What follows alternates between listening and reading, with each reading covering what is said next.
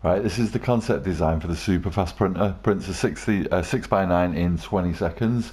This is a 6 colour version. I'll go through the differences, but basically the 16 colour version looks almost exactly the same. From this angle it would look the same, but it causes lag, so I'm saying it's a concept version because this is only a 6 colour version, but like I say, it works in exactly the same way. A 16 colour version works in exactly the same way, but you lose all your frame rate, so the machine can't handle it. So there's the loading chest. Obviously preloaded image in there, so it'd be kind of challenging, diagonal stripes, whatever. There's the main on-off switch. It's not that much to see really of anything of it going on, so I'll just quickly come down here. The concept behind it is it loads vertically, and the loading chest is subdivided into columns, so it's about getting moving these blocks as little as possible through the air, so because it's faster to move a redstone signal than to move the blocks physically. But so there you go, 20 seconds later, picture done. So as you can see, it works pretty well, right? This is actually the front of it on this side. So there you go. Let me just quickly get rid of this. I've not got any command blocks to do this at the moment. I just snap this up. So I'll kind of run through the different sections of it. I guess I could maybe start just down here for a moment. I made this like low-tech loader. You can see it just really just pushes the blocks along, and anywhere, like no matter how much, it'll just keep going. You can't go across the end there because of the obsidian, and it'll just keep pushing and pushing until it's loaded up. You can see that's all fully loaded now, so that's how you know it's full. Okay, I'll just go to the top here and explain the workings of it. So if we start at the loading chest, there you go.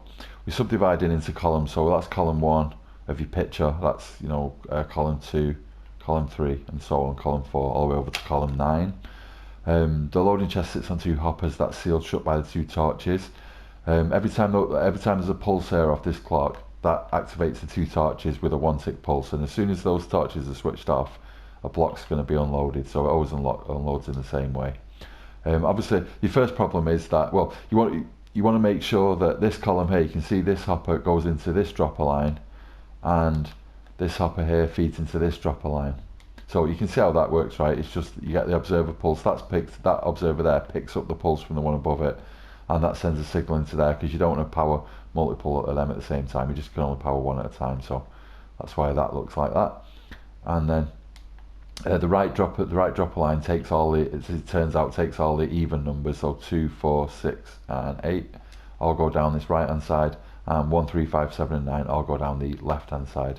So in order to make sure that when the torches are flashing, you always get this one goes left and then right, left, right, left, right, and so on. That means that this goes first. You can see there's no delay from this pulse here. When it comes out the clock, switches that torch straight off, but on this side there's a 2-tick delay, so that goes off. But then your next problem is, in order to clear a row of 9 blocks, it's going to flash 5 times. Both torches are going to flash 5 times, and that's wrong, because that's going to mess up your picture, because it goes like left, right, left, right, left, right, left, right, left.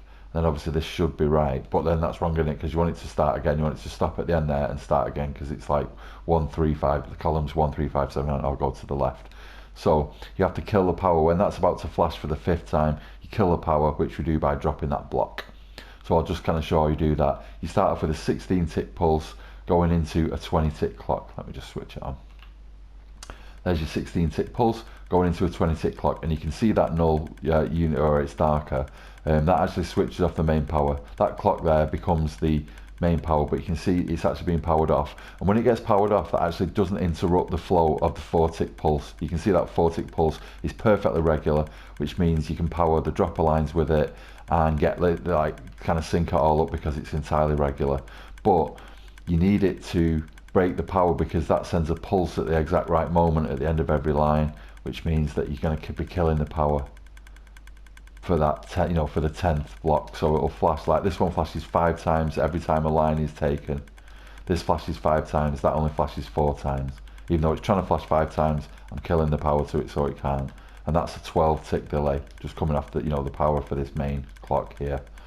So that's why you need this null unit. So you'd obviously maybe have to change the timers a little bit, but if you made that gap bigger, say you made this like a 24-tick clock, you'd get a bit of a break at the end of your line here. It wouldn't just unload like really quickly. It'd unload one line, and then there'd be a break, and that break will be however big that null gap is.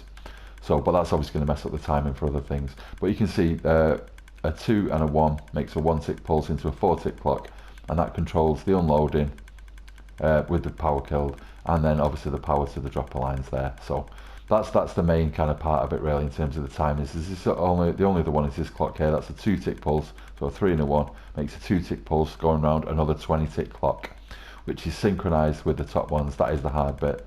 You can see there's a little bit of random timing here, like 1, 2, 3, 5 ticks until it hits the first lane. But there are these hoppers that sit under the dropper lines, and they feed the item filters, and you can see these hoppers are sealed shut by default, and they only switch off at the exact right moment. So this filter here is just an item filter where we're filtering for the different colors of concrete, and these are set up all the same, so they're always in the same order of color. So the end lane here just happens to be black. There you go. So this one is also going to be exactly the same. There's the black concrete, black concrete. The next lane is going to be white and then green. It's always going to be the same on each one.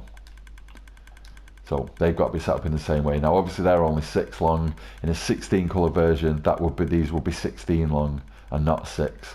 And then when a colour gets filtered, you can see it creates power to these lines here. These lines are only, there's only 3 on each side.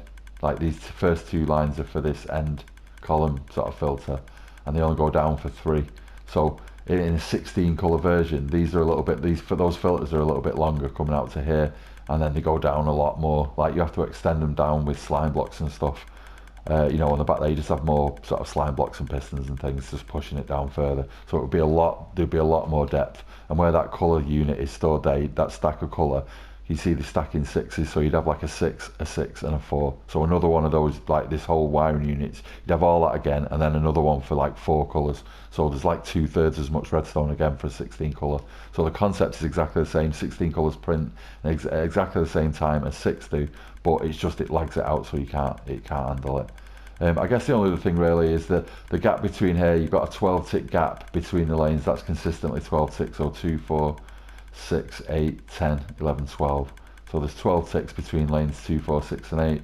Obviously you don't need any sort of timings for the end ones, because any blocks that make it down here, that's going to be lane 8, column 8. That's going to be column 9 for the filters there. But you can see the lights blinking off. So like for example, this light is only ever going to blink off at the exact moment when a block from column 1 is going through.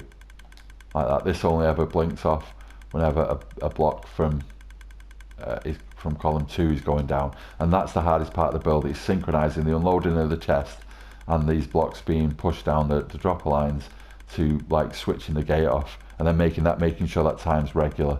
That's why this regulator here is really important. You need that pulse to kill the power, but you can't have this interrupted. If you can't do that without interrupting that pulse, then you would need to make another 4 tick clock for your dropper lines, because you need the blocks to be moving at a consistent pace.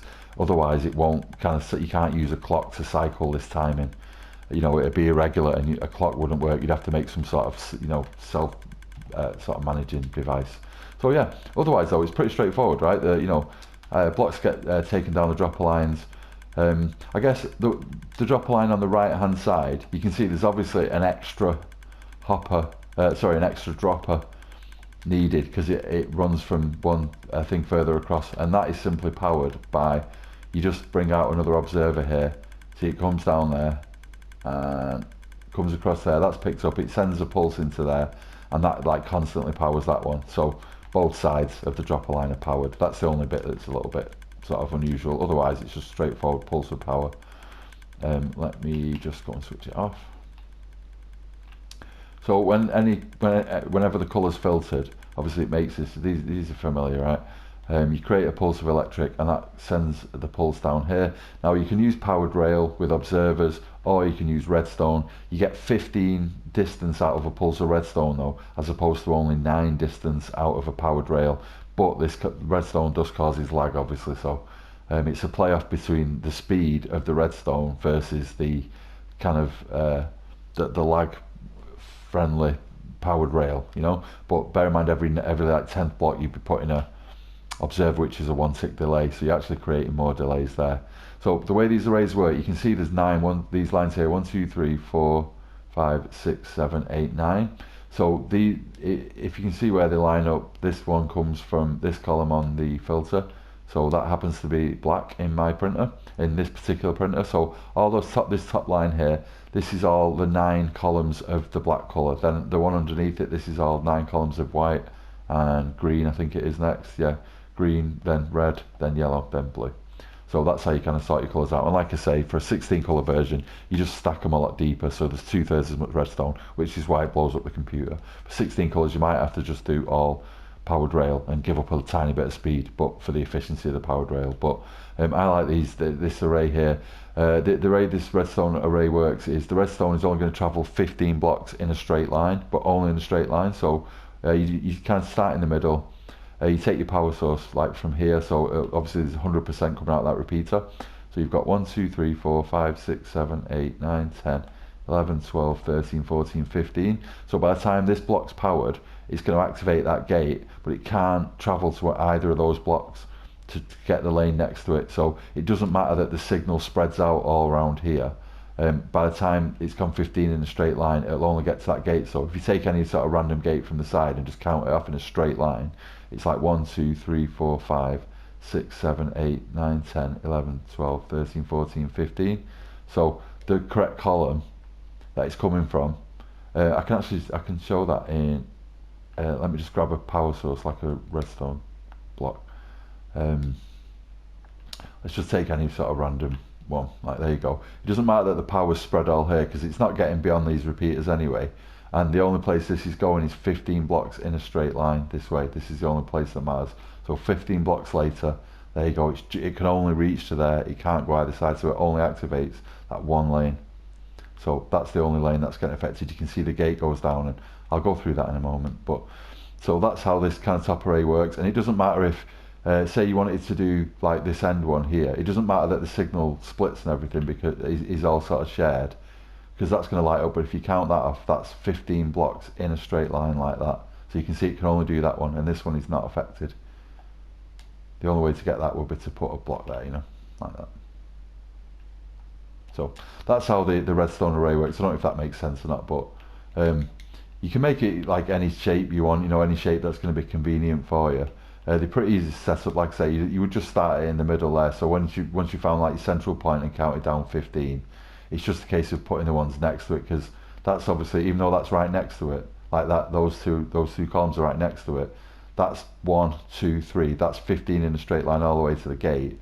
If it goes there, then that's going to be 16. It isn't going to reach. So yeah, you can make it pretty much whatever shape you want.